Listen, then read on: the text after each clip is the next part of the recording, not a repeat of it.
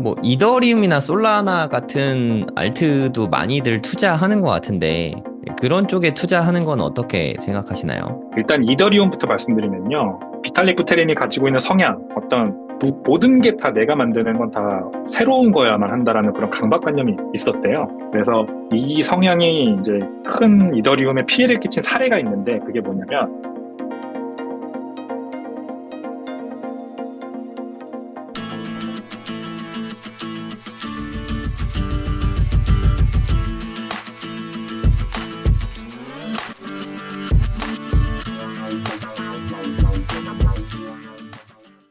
제가 그 이사님 영상들을 봤는데 알트코인이 왜 문제가 자꾸 되는지에 대한 상세한 설명을 들으면서 진짜 이거를 이렇게 잘 설명해 주실 수 있구나 하면서 제가 되게 놀랐었거든요. 그러니까 기업 같은 경우는 돈을 번 다음에 투자를 받는데 알트코인 반대잖아요. 네, 그 네, 부분에 대해서 좀 이야기를 해주시면 알트코인에 대해서 경각심이 좀 생기실 것 같거든요. 그렇죠. 네, 제가 22년에 낸 웹 3.0 사용 설명서라는 책에서 가장 중요하게 얘기했던 부분입니다. 이제 네. 알트코인은 위선의 문제에서 자유롭지 못하다라고 하는 음, 건데요. 위선, 이제 히포크라스죠, 영어로 하면은. 이게 이제 모든 사람들이 다 가지고 있습니다. 우리가 피노키오라는 동화를 읽어보면은 그 피노키오가 거짓말쟁이잖아요. 그래서 거짓말을 할 때마다 코가 길어지죠. 근데 모든 사람들이 다 피노키오 같은 면을 가지고 있어요. 그게 선의의 네. 거짓말이든 뭐 악의의 거짓말이든. 자기가 거짓말을 하지 않으려고 해도 상황이 저를 그렇게 만드는 경우도 굉장히 많습니다. 그게 일반적으로 기업을 해보면 그런 상황에 맞닥뜨려져요. 저도 스타트업을 운영하는 입장에서 다른 사람들과 같이 공동 창업을 하거나 뭐 직원을 뽑거나 일을 하다 보면 처음에는 굉장히 이제 열심히 다들 크게 바라지 않고 보상을 크게 바라지 않고 오로지 한 가지의 목적만 이루기 위해서 열심히 이제 협업을 합니다. 그러다가 돈을 벌기 시작하면 그때부터 말이 달라져요. 처음에는 뭐 지분도 30%씩 나눠 가지고 뭐라 그럴까요? 투자도 똑같이 이렇게 뭐 1억씩 했다고 할게요. 예를 들어서 공동 창업자들끼리 1억씩 투자를 해서 똑같이 지분을 나눠 가지고 이렇게 열심히 일을 했는데 돈을 벌고 나면 이제 투자를 받고 그 기업 가치가 0원에서 100억이 되고 1000억이 되고 이러면은 내 지분 가치가 같이 올라가면서 이제 욕심이 생기기 시작하잖아요, 사람이. 그러면은 이제 옆 사람을 보게 됩니다. 그러면서 나는 맨날 날밤 새면서 열심히 일하는데 쟤는 똑같은 지분에 똑같은 투자해놓고 맨날 6시에 칼퇴근하고 집에 간다. 이런 이제 불만이 쌓이기 시작하거든요. 그러면 그때부터 이제 삐그덕대기 시작하는 거죠. 다행히 기업은 이런 상황을 뭔가 완충할 수 있는 여러 가지 장치들이 있어요. 예를 들어 투자를 받았어요. 10억을 투자 받아서 기업 가치가 100억이 될 때, 그때 투자사에서 자기네 뭐 대표나 임원이 저희 회사에 그 보드 멤버로 들어오죠. 이사회로 들어옵니다. 그래서 이사회 열고 임시 주총하고 정기 주총할 때마다 계속해서 참여를 하죠. 그래서 경영진들끼리 어떤 불화가 생기거나 뭐 경영진끼리 다툼이 있거나 경영진이 뭐 나쁜 행위를 하거나 뭐 횡령을 하거나 배임을 하는 그런 행위에 대해서 이 이사진에서 외부 이사들이 감시와 감독을 할 수 있는 그런 어떤 장치들이 지금 우리가 살고 있는 이 세상에 자본시장법 하에 다 이제 마련이 돼 있습니다. 이게 이제 기업이에요. 법인. 근데 암호화폐, 알트코인은 이 스트럭처를 똑같이 베꼈음에도 불구하고 사실 아무런 레귤레이션이 없는 거죠. 여러 사람이 모여서 일을 해요. 물론 법인은 아닐 수 있어요. 근데 재단이란 이름으로 이제 만들죠. 그래서 착출을 해서 투자를 한 다음에 공동 창업을 합니다. 그 다음에 뭔가 서비스를 만들어야 되는데 그 서비스를 만들기 전에 먼저 IPO부터 하는 거예요. 일단은 자금 네. 모집부터 먼저 합니다. 그리고 그 자금 모집을 하는 그 수단이 어떻게 보면 이제 그 도구가 바로 알트코인인 거죠. 이 알트코인에 이런 쓰임새가 있을 거다. 그리고 이 알트코인이 쓰일 수 있는 플랫폼, 뭐 서비스 또는 블록체인은 이런 거다라고 하면서 희망 섞인 로드맵을 먼저 발표하고 그 로드맵을 우리가 지키기 위해서 돈이 필요하니까 알트코인은 이렇게 내놨습니다. 이거 사주세요라고 하면서 이제 먼저 투자자들을 모집을 하는 겁니다. 네. 이렇게 되면은 감시와 견제 장치가 없는 상태에서 돈이 먼저 꽂히잖아요. 네. 그러면은 이 위선의 문제가 더 매그니파이 되는 겁니다. 확대되는 겁니다. 돈이 없을 때는 제가 말씀드렸죠. 열심히 한다고. 거짓말 안 네. 하고 다들 그냥 그 신의와 목적을 가지고 분명한 목적을 가지고 열심히 일하는데 돈이 들어오면 그때부터 사람들이 욕심 부리기 시작해요. 그게 바로 지금 수많은 우리나라에서도 여러 사건, 사고들이 있었죠. 러그풀도 있었고, 뭐, 동동 창업자들 간에 싸워가지고 갑자기 뭐 NFT나 코인 가치가 똥이 된 사례도 있었고, 네. 이런 것들이 다 어떤 감시와 견제 장치도 없이 먼저 자금 조달을 할 수 있는 이 알트코인이라는 특수한 음. 어떤 조직이라고 할까요? 그런 것 때문에 발생하는 일입니다. 그래서 어떤 알트코인도 이 위선의 문제에 자유로울 수 없다라고 생각을 하고 투자를 굉장히 조심해야 된다라는 거죠. 우리나라는 요즘에 보니까 거의 상장 ICO가 거의 없는 것 같던데 맞나요? 예, 예. 우리나라는 이제 ICO가 법적으로 금지돼 있고, 음, 다들 그래서 우리나라에서는 ICO를 안 하고 싱가포르나 뭐 다른 좀 ICO에 관대한 나라에 가서 하죠. 그래서 국부 유출이 물론 아쉬운 상황이긴 하나 상대적으로 어떤 대규모 로그풀이 그동안 적었던 건 사실이고, 다만 이제 우리가 선능력에 가보면요. 선능력에 가서 큰 커피숍에 가서 앉아 있으면 그렇게 이제 3, 4 모여 앉아서 코인 얘기를 하고 계신 분들이 있어요. 네. 이런 분들이 이제 그 옛날에 뭐 강남 무슨 코인 이런 거 되게 유행했었는데 아직도 그런 게 있는 거죠. 그러니까 잘 모르시는 분들을 꼬드겨서 내가 이런 코인을 만들었다고 하면서 이제 조그만 커뮤니티 형식으로 꼬드긴 다음에 이런 분들에게 다 코인을 다단계 매매 형식으로 떠넘기고 그 사람들이 또 다른 지인들에게 떠넘기고 하는 식으로 해서 사기를 음, 치는 사람들은 아직도 많습니다. 그래서 음. 근절되진 않고 있다. 이렇게 봅니다. 좀 사기 당하지 않으시게 좀 조심했으면 좋겠습니다. 저는 올해 좀 테마 중에 하나가 사실 민코인 섹터가 있었잖아요. 예. 네, 저는 민코인에는 투자를 하지 않는데 이 민코인에 또 많이 열광하시는 분들이 있더라고요. 그러니까 민코인은 뭐 본인들이 무슨 서비스를 하겠다 뭐 사실 이런 것도 아니잖아요. 심지어 그냥 우리는 장난으로 만든 거야. 근데 장난으로 사 약간 이런 느낌이거든요. 민코인 붐이 일게 된 까닭은 무엇일까요? 역시 성 대표님은 참 질문이 깊어요, 뭔가. 제가 그래서 참 좋은데 항상 얼마 전에 그 네, 미니진과 하이브의 아주 격돌 그 네, 과정에서 나온 기자회견이 있지 않습니까? 네, 미니진 어도어 대표의 기자회견을 보면 네, 이제 그 LA 다저스 캡 모자와 그 다음에 초록색 줄무늬 그 맨투맨 옷을 입고 나오셨죠. 근데 그 옷들과 그 모자가 지금 다 절판입니다. 똑같은 디자인 옷과 모자를 찾아볼 수 없어요. 그 현상이 저는 밈코인 현상과 굉장히 비슷하다고 생각을 합니다. 어, 우리나라 같이 이제 트렌드와 유행에 민감한 나라들에서 특히 이게 많이, 굉장히 크게 확산되는 건데, 또 이런 케이스 많아요. 이제 G드래곤이 그 마약 관련돼서 혐의 때문에 경찰에 출두할 때 입었던, 조사를 음, 받기 위해 갈 때 입었던 셔츠와 안경과 이 구두와 모든 그때 입고 있었던 착장들이 다 절판. 절판됐었죠. 네. 이겁니다. 그러니까 어떤 것들이 유행하고 돈이 될지를 트렌드를 굉장히 빠르게 쫓는 사람들이 이제 우리나라에 많은 겁니다. 아, 그래서 코인 시장에도 이런 분들이 있어요. 코인 시장에도 이런 분들이 있는데 이게 이제 기저에 깔린 이 논리는 이겁니다. 어떤 밈코인이 어쨌든 어떤 블록체인이든 레이어 1 위에서 발행될 거 아니에요. 근데 그 레이어 1 블록체인이 예를 들어 솔라나라고 해볼게요.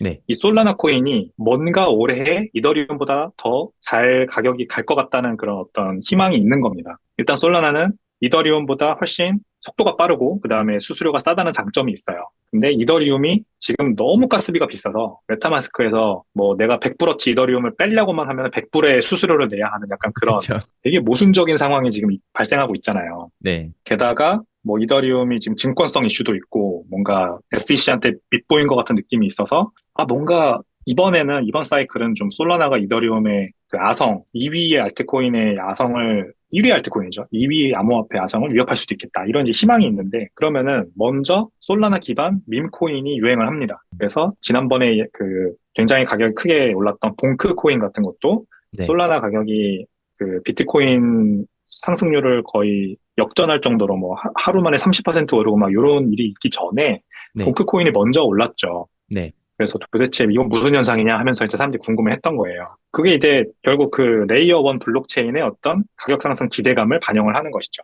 일단 솔라나 일반 홀더들이 있을 거 아닙니까? 기존 홀더들. 네. 이 홀더들이 뭔가 그 솔라나 레이어 1 블록체인에 발행되는 알트코인이 나오면, 알트코인이나 밈코인이 나오면 먼저 어떤 매수를 통해서 지원을 해줍니다. 그게 그들 입장에서는 자기가 갖고 있는 솔라나 코인에 대한 가격 상승을 불러올 거로 기대가 되기 때문이죠. 네. 그러면은 이 트렌드를 빨리 파악하는 트렌드 세터들이 있어요. 이 코인 시장에는. 음. 솔라나 홀더들이 밈코인 저거 봉크 나온 거를 엄청나게 사재끼고 있다. 이거 따라 들어가야 된다. 이거 뭔가 돈 벌 기회다 하면서 들어오는 거죠. 일종의 그러면서 그런 MM 업체 같은 건가요? 마켓 메이커들이 들어오는 건가요? 네, 컨설팅이라고 일반적으로 표현을 하는데 음. 이 코인 컨설팅 회사들이 그런 식으로 잘 나갈 것 같은 코인들을 미리 선별해서 리포트도 되고 그 아, 다음에 실제 매매도 하고 네.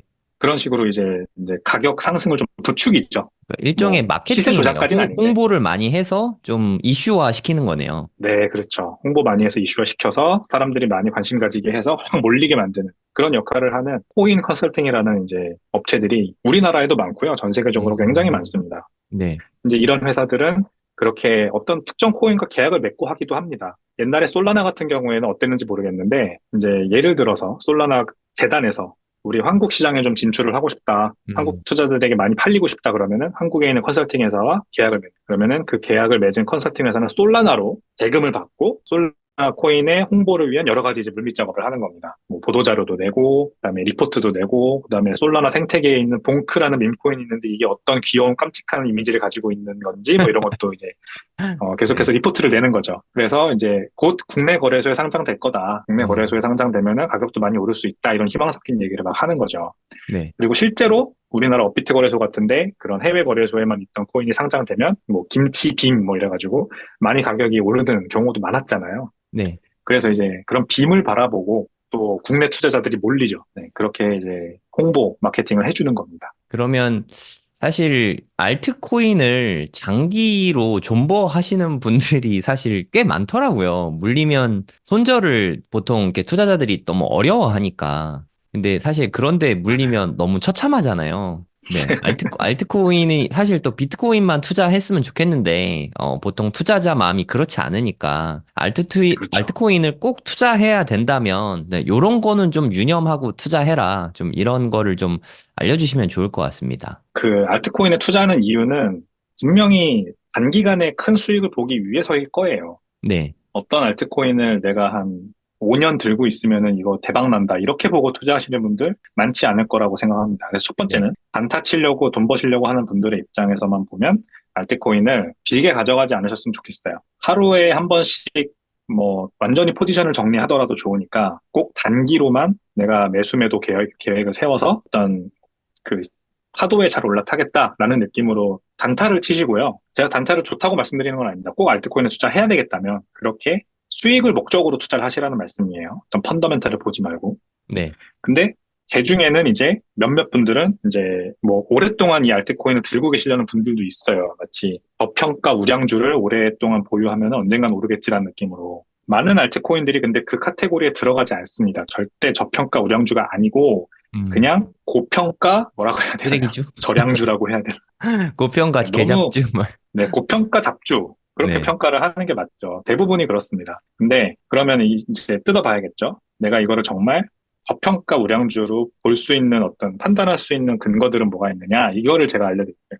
창업자가 있는데 이 창업자가 그 알트코인 자기가 만든 알트코인을 뭐 몇 년 후 또는 어떤 특정 시점에 모두 커뮤니티에 반환하고 떠나겠다는 약속을 했다. 이런 약속을 했으면은 그나마 믿을만 합니다.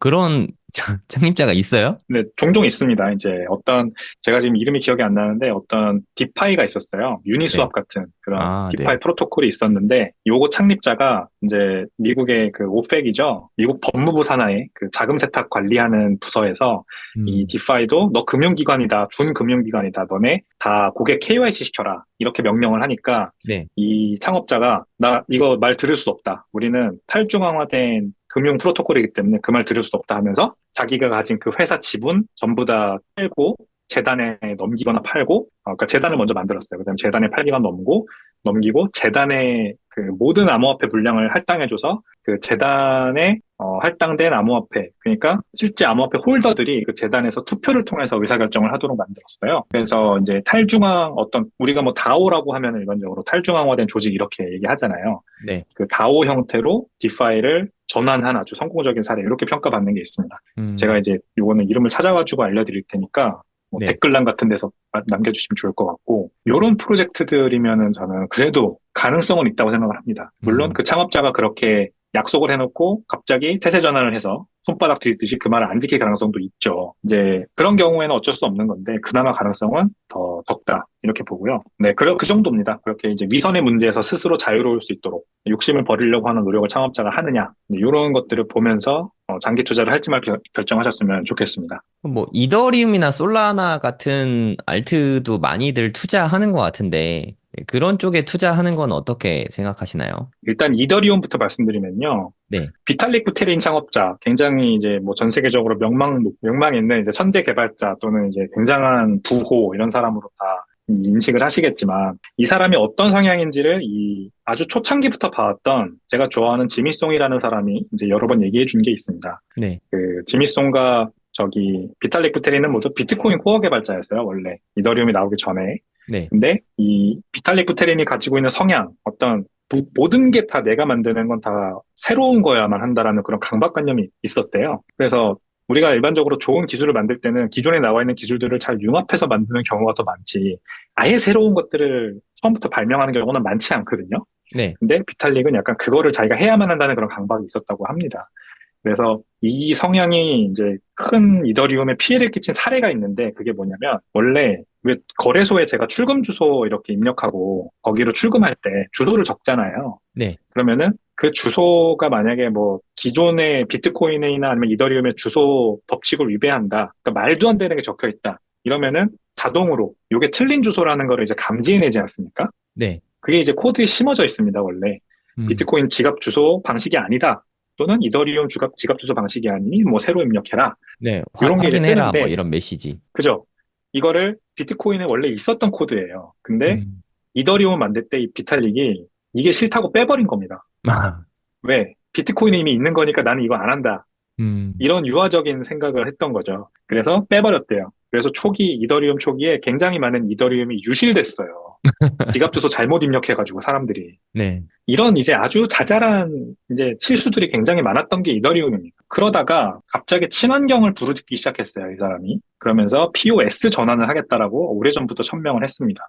네. 이것도 큰 실책이에요. 그러니까 이제 왜 친환경을 굳이 암호화폐가 신경 쓰느냐. 마치 ESG 한때 유행했을 때처럼 비트코인 채굴을 통해서 많은 CO2가 만들어지고 그래서 지구 환경이 오염되고 있다라고 보는 것도 또 똑같은 이 사람만의 어떤 강박인 겁니다. 비트코인이 이렇게 하고 있으니까 난 이렇게 안 할래 라고 하는 거에 대한 그 강박인 거죠. 그래서 이더리움이 점점 이상한 방향으로 가는 거예요. 이상한 방향으로 점점 갑니다. POS로 전환하고 나서 가스비가 다락같이 올라가고 그 다음에 이더리움 이제 나중에 ETF가 나와서 기관 투자자들이 본격적으로 이더리움 많이 가져가기 시작하면은 POS 구조이기 때문에 이제 이더리움을 많이 가지고 있는 사람들이 이제 이 파워가 세지죠. 네. 그러면은 기존의 이더리움 홀더들, 비탈릭 부테린, 조 루빈 이런 창시자들이 가지고 있는 이더리움의 어떤 세력과 나머지 이제 신규 진입한 기관 투자자들 간의 세력이 이건 합치가 안 된다. 그러면은 이제 큰 문제가 발생하는 거거든요. 네.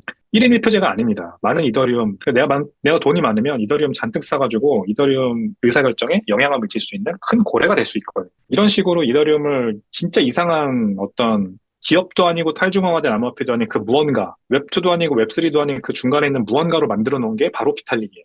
그러니까 많은 사람들이 이더리움에 투자하는 이유가 비탈릭이 천재이고 이 사람이 뭔가 대단한 걸 해낼 거야라고 생각하기 때문에 투자하는 거겠지만 저는 반대로 이 사람을 믿고 투자했다가 이더리움이 큰일 나면 어떡할래? 라고 묻고 싶은 거예요. 더 이상 어떻게 믿을래? 그래서 이더리움 투자는 조금 저는 반대세고요. 네. 솔라나는 이렇게 생각하시면 돼요. 이더리움이 비트코인보다 더 빠르고 할 수 있는 것들이 많아서 뭐 월드 컴퓨터 이렇게 이제 해석이 되지 않습니까? 근데 이더리움도 여전히 느리고 여전히 비싸고 여전히 비효율적이에요. 네. 뭐 예를 들어 구글이 우리가 서치 엔진 한번 검색하는데 뭐 몇 초도 안 걸리죠. 뭐 100분의 1초도 안 걸리는 것처럼 검색 한번 결과하면. 근데 이더리움 블록체인은 여전히 몇 초, 16초인가 6초인가 그럴 겁니다. 어쨌든 10초대에서 블록이 한 번씩 생성되기 때문에 이제 컴퓨터라고 보기에는 좀 느리죠. 그러니까 이 계속해서 블록체인의 블록 생성 스피드를 계속해서 줄이려고 하는, 더 빠르게 트랜잭션을 처리하려고 하는 그런 움직임이 있고 노력이 있고 솔라나가 그거를 굉장히 성공한 케이스이기는 합니다. 이더리움보다 훨씬 빠르고 그 다음에 가스비도 싸고 그래서 이거 진짜 그냥 인터넷처럼 쓸 수 있는 블록체인이 어쩌면 될 수도 있겠다 싶은 거죠.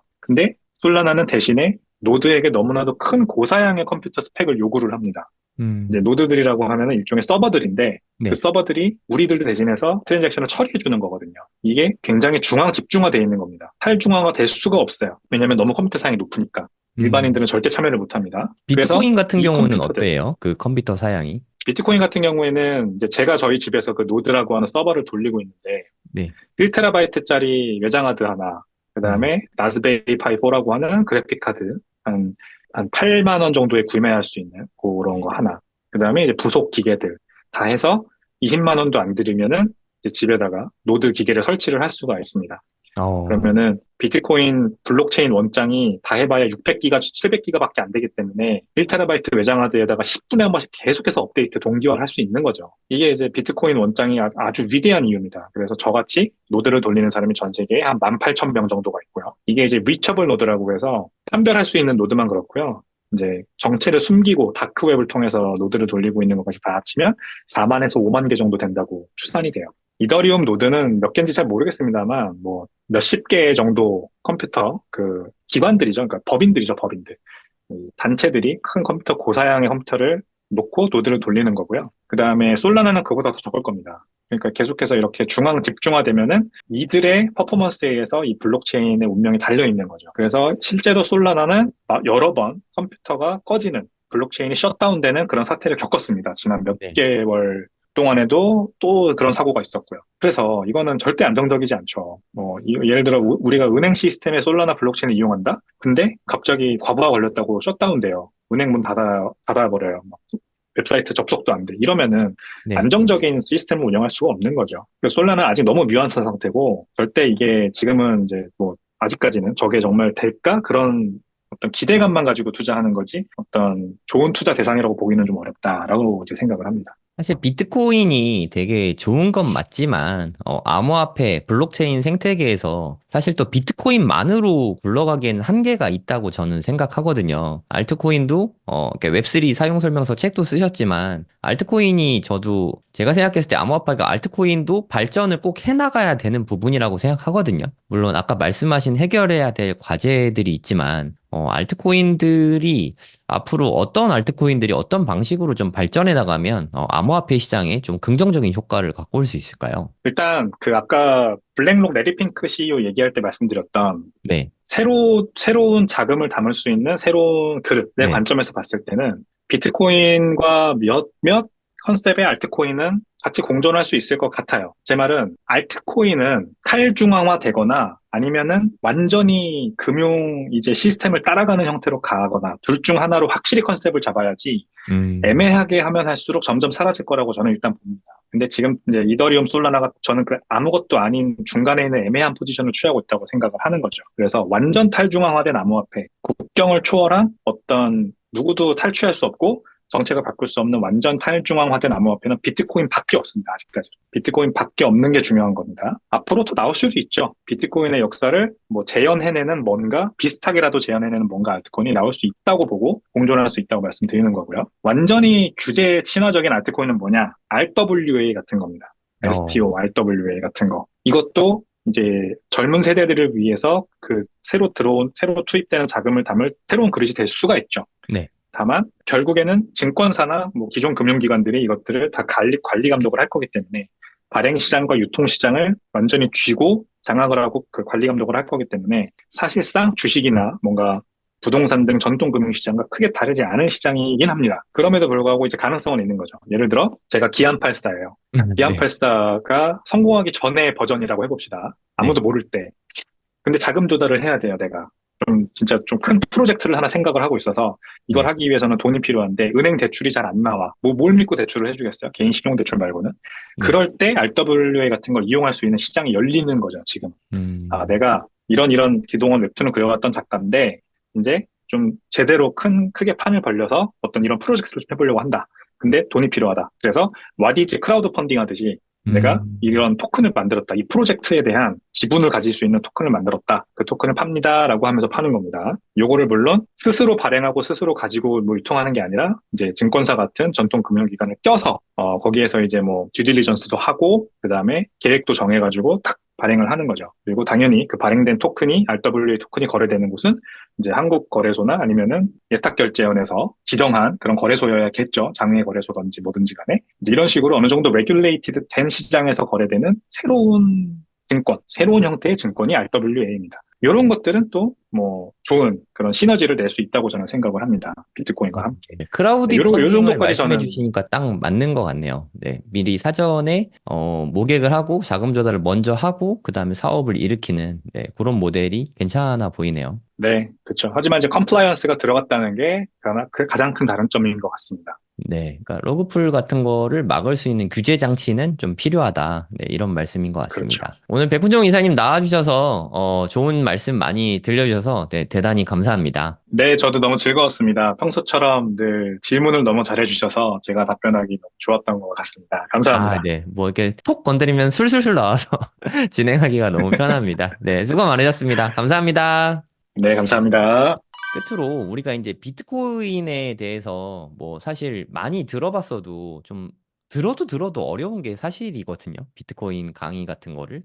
제가 들어보니까 백훈종 이사님만큼 비트코인에 대해서 깊이 있게 이해하시는 전문가가 많지 않은 것 같거든요. 백훈종 이사님의 강의가 있다고 들었는데 좀 설명해 주시면 어떨까요? 네, 이제 비트코인 왕초보 강의를 진행을 할 예정이고요. 제가 가지고 있는 몇 안 되는 그래도 잘하는 것 중에 하나가 어려운 거를 쉽게 설명한다는 겁니다. 네, 그래서 유튜브 채널 같은 데서도 저의 그런 면을 보고 좀 요즘 불러주시는 것 같다 생각을 하기 때문에 요거를 아예 그냥 좀 더 이제 강의 형식으로 제대로 뭔가 만들어가지고 이거를 비트코인에 대해서 알고 싶어하는 분들께 전달을 해드리면 도움이 많이 되지 않을까. 10분, 20분짜리 유튜브 그냥 영상만 보고 끝낼 게 아니라 네, 제 강의를 보고 제대로 비트코인을 좀 이해하셨으면 좋겠다라는 마음으로 강의를 준비를 하고 있고요. 왕초보들이 대상입니다, 말 그대로. 음, 비트코인이 뭔지 잘 모르시는데 관심은 가시고 나도 한번 해볼까 싶은데 어떻게 하는지 잘 모르겠고 네, 이런 분들에게 비트코인은 도대체 무엇인지부터 설명을 해서 뭐 여러 가지 거기서 파생되는 질문들이 있잖아요. 도대체 채굴은 뭐냐? 네, 반감기는 뭐냐? 네, 근데 비트코인 가격은 왜 이렇게 급등과 급락을 반복하냐?